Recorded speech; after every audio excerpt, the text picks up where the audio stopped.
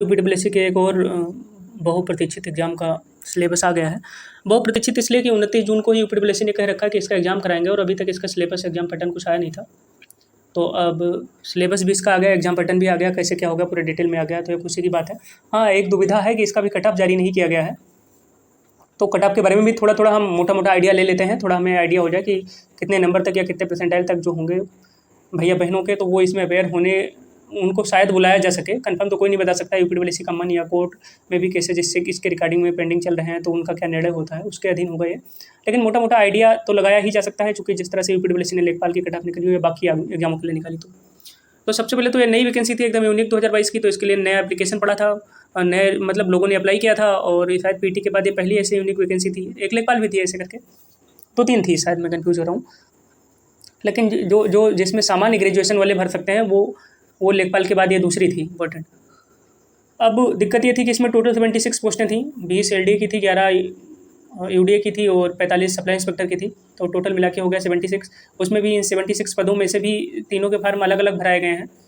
तो अगर तो इसमें 2 टेक्निकलिटी है कि अगर तीनों के अलग-अलग फार्म भराए गए हैं, तो तीनों के अलग-अलग अगर बच्चों को शॉर्टलिस्ट किया करते हैं, तो वो तो यूनिक बच्चे शॉर्टलिस्ट नहीं होंगे। वही पता चले कि जो 20 एलडीए के पदों के लिए अगर ये 15 गुना बुलाते हैं, तो 300 बच्चे हो गए। 15 गुना का और थोड़ा मतलब लीवरेज दे दो, उससे 20 गुना कर दो, तो 20 गुना मतलब 400 बच्चे हो गए। तो वही 400 बच्चे जो टॉप क्लास की क्रीम है, वही इसके लिए भी एलिजिबल होंगे, किसके लिए, एलडीए के लिए, वही सप्लाई इंस्पेक्टर के लिए भी, और वही उसमें भी रहेंगे, यूडीए में भी रहेंगे। या यूडीए में सबसे कम अगर पोस्टें हैं उसके हिसाब से देख लें तो 11 और 20 गुना बुलाएं तो 220 बच्चे हो गए, तो वो 220 बच्चे यूडीए में भी रहेंगे, वो सप्लाई इंस्पेक्टर में भी रहेंगे। अब दूसरा विधि क्या है कि या तो 76 को एक यूनिट मान के तो फिर 15 या 20 गुना लें, तो उसमें ज़्यादा फायदा स्टूडेंट का, कि 76 को एक यूनिट मान के 20 गुना की जगह पे मान लो 30 गुना भी अगर बुलाएं, तब बमुश्किल 2000 बच्चों को बुलाएंगे, उससे ज़्यादा नहीं। अब 2000 बच्चों को बुलाएंगे तो कितने परसेंटाइल वाले बच्चों को बुला सकते हैं। अब इस पे भी ये बात डिपेंड करती है कि किन लोगों ने अप्लाई किया है। पता चले जितने 17 लाख लोग पीटी में बैठे थे, उसमें से 13.5 लाख लोगों ने ही लेखपाल के लिए अप्लाई किया था, जिसमें से 2,47,000 लोग शॉर्टलिस्ट किए गए हैं। तो उसी हिसाब से थोड़ा इधर आइडिया लगाएं कि इसमें मान लीजिए कि 50,000 फार्म बच्चों ने भरा हो, मुझे लगता है कि उससे ज़्यादा ही भरा होगा। अभी भी वो चल ही रहा है, उसका फीस सबमिशन और ये सब सारी चीज़ें। 29 को पेपर है, तो पेपर भी बमुश्किल 1 महीने 3-4 दिन बचा हुआ है। तो आप अब एक परसेंटाइल में 17 लाख बच्चे बैठे हैं एग्जाम में, तो एक परसेंटाइल में 17,000 बच्चे हो गए। मतलब 99 परसेंटाइल अगर आपके एग्जैक्ट हैं, इस हिसाब से लिया जाए जैसे हम देख रहे हैं 99% अगर एग्जैक्ट है, तो भी आप इसमें आपको बैठने का मौका मिले, इस बात की कोई गारंटी नहीं है। मैं आपको डरा नहीं रहा हूँ, कहने का मतलब रियलिटी से थोड़ा सा परिचित करा रहा हूँ।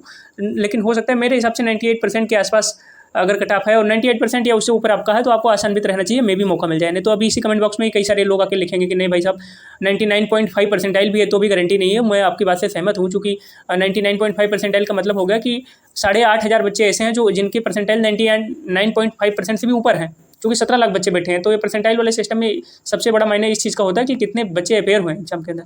तो देखते हैं क्या होता है। लेकिन ये है कि 99 परसेंटाइल या उससे ऊपर किसी का है, तो उससे तो बिल्कुल आसान्वित रहना चाहिए। 98 वालों को भी बिल्कुल एकदम हार नहीं माननी चाहिए। बाकी देखते हैं क्या होता है। कोर्ट का ऑर्डर जो आएगा उस पर भी काफ़ी कुछ डिपेंड करेगा।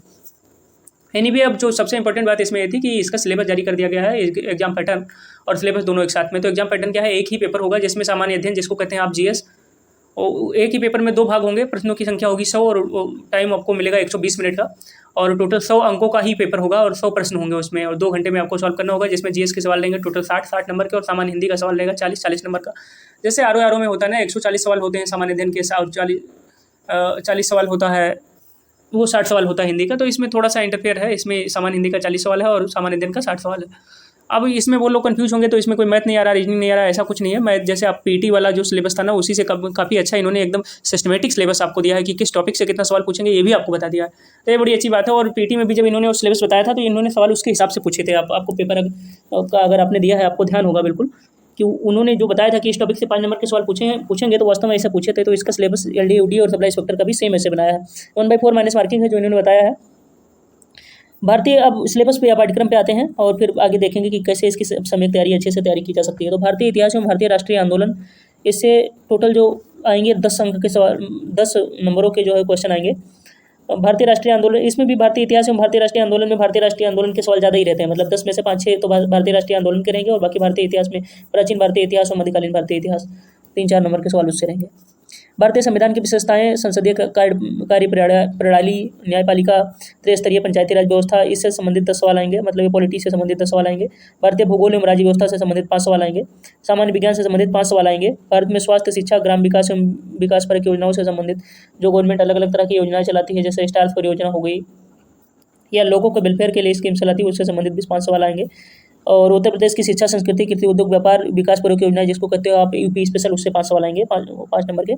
और फिर उसके बाद में देखो, गणित वालों और रीजनिंग वालों को निराश नहीं होना है कि वो कहें कि सवाल ही नहीं आएगा। 10 नंबर के सवाल 60 में से आपको जीएस सेक्शन के तहत मिलेंगे। वो किससे संबंधित होंगे? प्रारंभिक गणित जो 10वें स्तर पे आप पढ़ते हैं, उसमें होगा पूर्ण संख्या, भिन्न तथा दशमलव, प्रतिशतता, साधारण अंक, गणितीय समीकरण, औसत।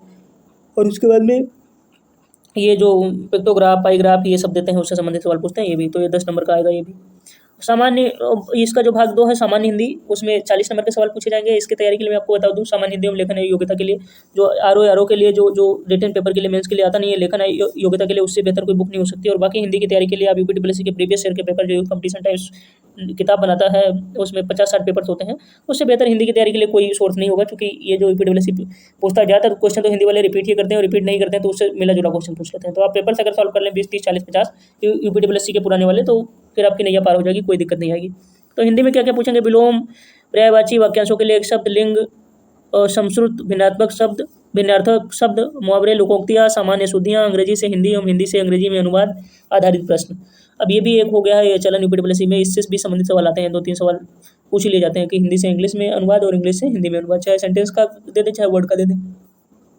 उसके बाद में अपठित गद्यांश, ये तो सबके लिए आसानी है, ठीक है। अपठित गद्यांश में ये होता है कि इसके लिए अलग से आपको तैयारी की जरूरत नहीं पड़ती। एक आध गद्यांश आप अगर कोई आपके पास बुक है तो वो जैसे आरओ के मेंस के तैयारी के लिए जो आती है वो बहुत काम आएगी आपको, तो बुक है उसी से एक आध प्रैक्टिस कर लीजिए। बाकी आपकी समझ अगर है हिंदी को लेकर, चूंकि हिंदी बचपन से पढ़ते रहे हैं, तो अपठित गद्यांश में कोई दिक्कत नहीं आती है। जो उसके बाद में इंपॉर्टेंट है, ये भी आरओ के मेंस वाली बुक से बहुत अच्छे से कवर हो जाएगा। पत्र लेखन, शासकीय, अर्थशासकीय, परिपत्र, सूचना, प्रेस विज्ञप्ति आदि से संबंधित जो प्रश्न है, ये 10 नंबर के पूछे जाएंगे। तो इस तरह से जो पूरा का पूरा आपका सिलेबस है ये है, जिसमें से 40 नंबर का जीएस होगा और 60 नंबर का जीएस होगा और 40 नंबर की हिंदी पूछी जाएगी। टोटल 100 सवाल पूछे जाएंगे, 120 मिनट में आपको सॉल्व करने रहेंगे, और एक ही पेपर होगा। और कितनी बड़ी बात है, ये जो सप्लाई इंस्पेक्टर की वैकेंसी है, ये जो लोअर पीसीएस की भी डीबी चल रही है, इसमें भी आई थी, 151 पोस्टें उसमें थी। उसके लिए 2 एग्जाम देना पड़ा था। पहला प्री एग्जाम इसका हुआ था 2019 में, फिर मेंस इसका 21 अक्टूबर 2021 में हुआ। और उसके लिए मान लीजिए कि 200 नंबर का प्री उसका हुआ था, और उसके बाद में जब मेंस एग्जाम कराया तो 400 नंबर का मेंस हुआ था। मतलब वो काफ़ी टफ ही था वो, जान लीजिए।